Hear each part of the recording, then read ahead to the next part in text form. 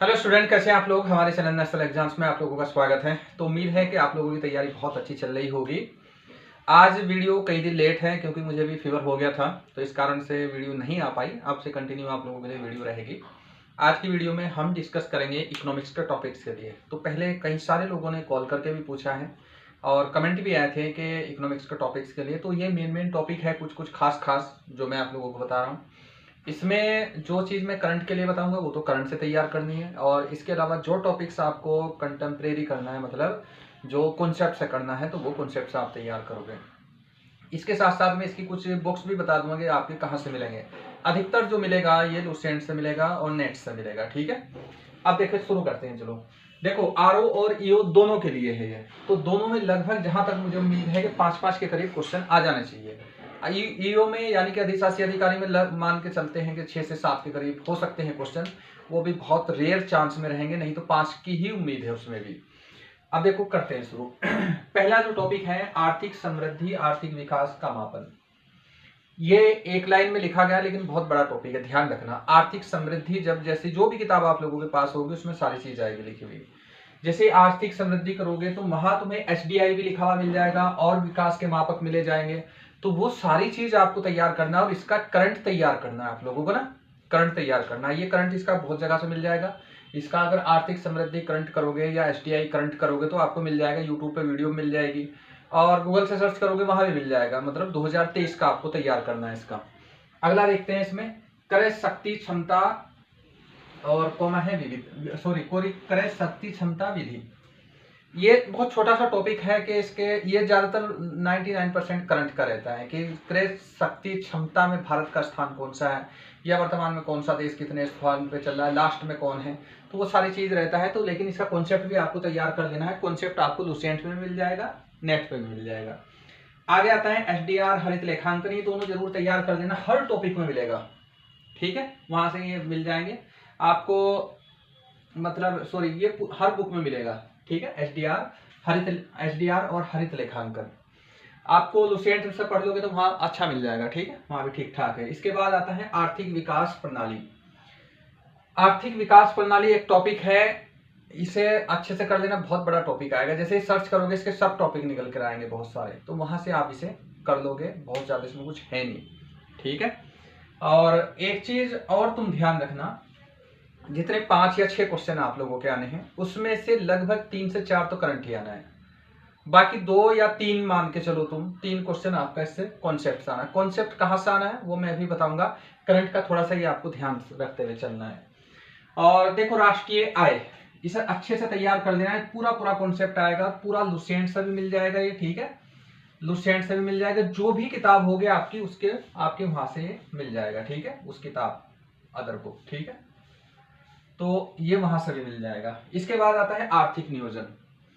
और एक चीज और देखो, ये राष्ट्रीय कोई छोटा टॉपिक नहीं है, बहुत बड़ा टॉपिक है।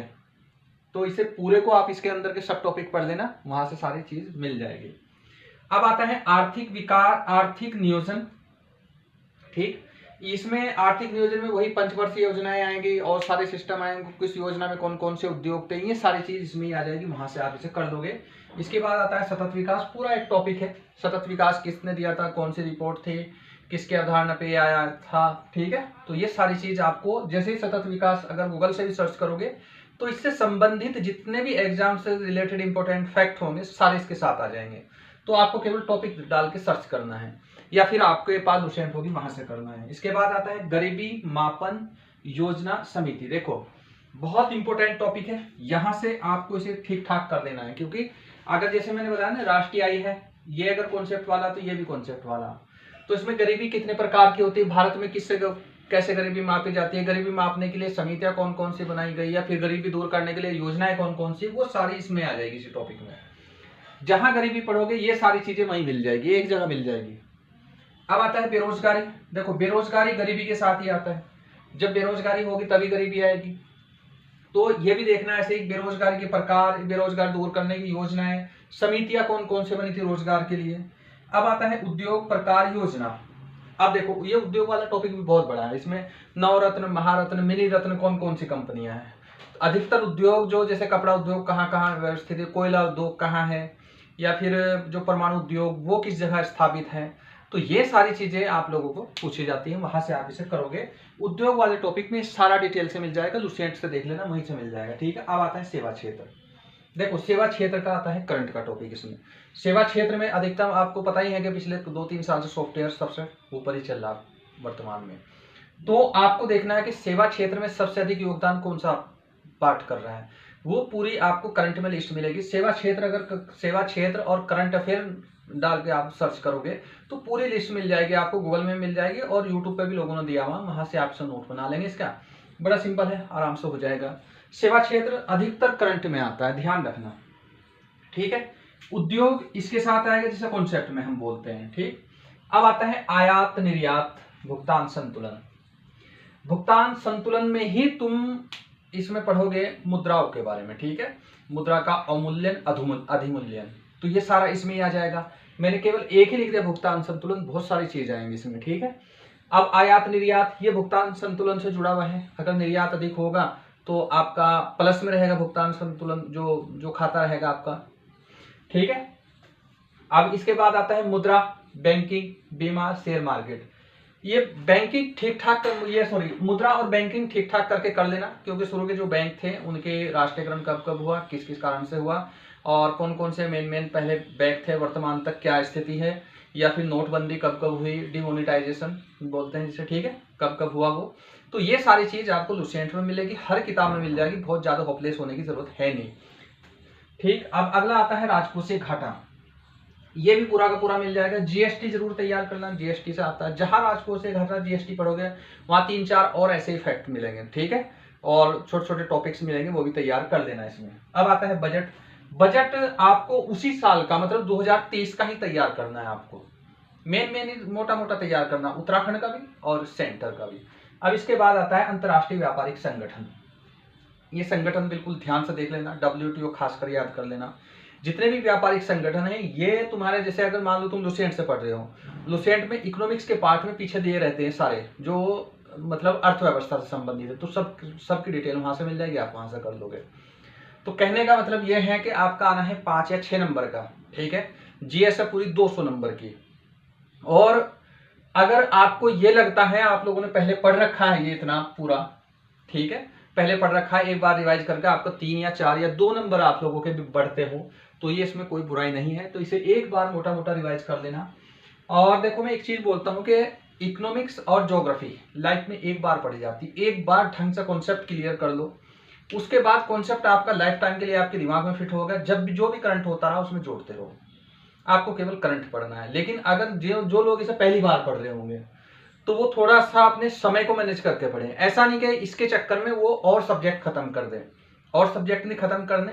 मान के चलोगे इसमें 5 क्वेश्चन आने हैं, 5 या 6 आने मैक्सिमम, मैं पक्का बता रहा हूँ, कंफर्म है ये। ठीक है, क्योंकि इसके सिलेबस के हिसाब से, जैसा सिलेबस दिया ना इसने, उसके हिसाब से 5 या 6 ही इसका पार्ट बैठता है, जो अगर इसका हिस्सा भी देखो तो।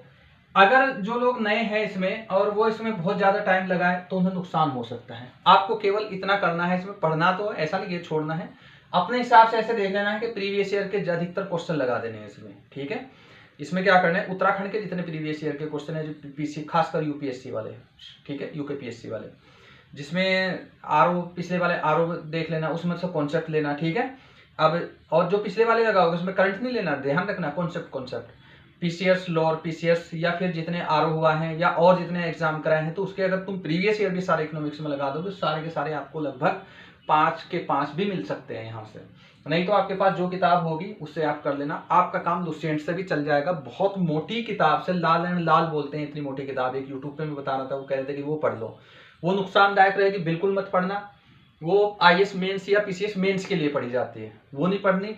आपका लुसेंट से ही काम चल जाएगा। लुसेंट नहीं है, कोई किताब नहीं है, पैसे खर्च करने की कोई जरूरत नहीं, सीधा यही टॉपिक ये गूगल पे डालो, पूरी डिटेल आ जाएगी, जो सीधे सीधे फैक्ट है वो नोट कर लो, अपने नोट्स बना लो। ठीक है, तैयार भी हो जाएगा, नोट्स भी बन जाएंगे।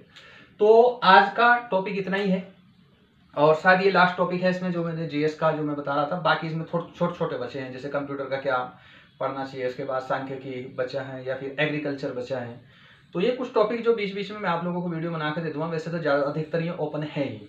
ठीक है, तो आप लोग उम्मीद है कि अच्छी से तैयारी कर ही रहे होंगे, क्योंकि अब समय इतना बचा भी नहीं और आप रिस्क लेने की स्थिति में हो भी नहीं। तो इसलिए अपना रात दिन करके लग जाओ। कोई भी अगर समस्या प्रॉब्लम हो सीधा कॉल कर लो मुझे, या फिर कोई कुछ पूछना हो या कुछ कमेंट कर दो तो मैं वहाँ भी जवाब देता हूँ, कॉल का भी मैं वापस जवाब देता हूँ, ठीक है। और इसके लिए जो एसआई की बैच के लिए कह रहे थे, एसआई का ऑफलाइन बैच हमारा शुरू होगा अभी, जो क्रॉसिंग पे होगा, ठीक है।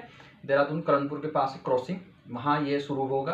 तो जो भी लोग उधर करना चाहते हैं तो वो कॉल करके, दिए गए नंबर पे कॉल करके बता देना एक बार, क्योंकि लगभग जैसे कुछ बच्चे इकट्ठे होंगे, मतलब सारा बैच पूरा हो जाएगा तो उसके बाद उसमें हम कर देंगे, ठीक है।